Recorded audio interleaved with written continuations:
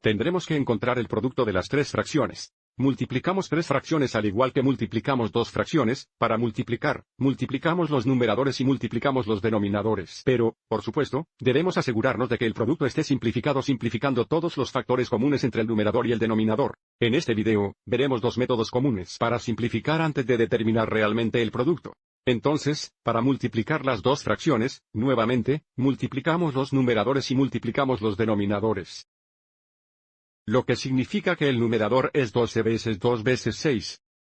El denominador es 20 veces 9 veces 14.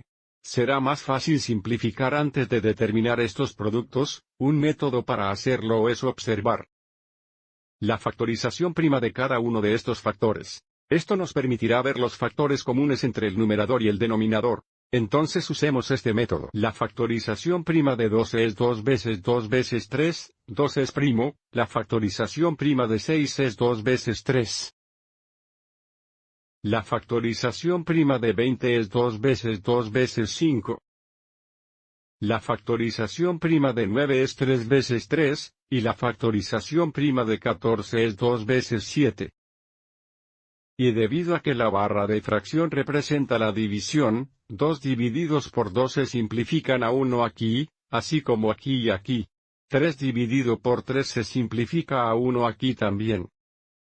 Como aquí, ahora podemos ver que no hay otros factores comunes que no sean 1 entre el numerador y el denominador y, por lo tanto, ahora podemos multiplicar sabiendo que el producto estará en forma simplificada. En el numerador tenemos un factor de 2, en el denominador tenemos 5 por 7, que es 35. El producto simplificado es 2/35.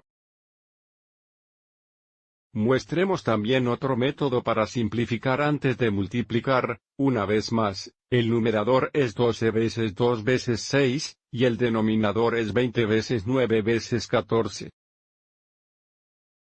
Sin determinar la factorización prima, observe que 12 y 20 comparten un factor común de 4. Hay 3 4 en 12 y 5 4 en 20, al simplificar de esta manera. Simplemente simplificamos un factor común de 4 entre el numerador y el denominador.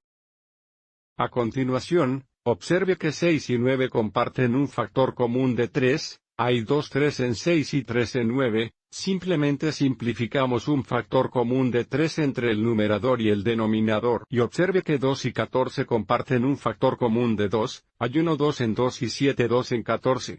Simplemente simplificamos un factor común de 2 entre el numerador y el denominador y finalmente, observe que hay un factor común de 3 aquí, y hay 1 3 en 3 aquí y 1 3 en 3 aquí. Simplemente simplificamos otro factor común de 3 entre el numerador y el denominador. No hay otros factores comunes que no sean 1 entre el numerador y el denominador y, por lo tanto, ahora podemos multiplicar sabiendo que el producto se simplificará. En el numerador tenemos 1 por 1 por 2 que es 2, en el denominador tenemos 5 veces 1 por 7, que es 35. Entonces, cada método de simplificación tiene sus ventajas usando los factores primos. Podemos ver los factores comunes entre el numerador y el denominador. Generalmente el segundo método es más rápido, pero es difícil asegurarse de identificar todos los factores comunes entre el numerador y el denominador. Espero que hayas encontrado esto útil.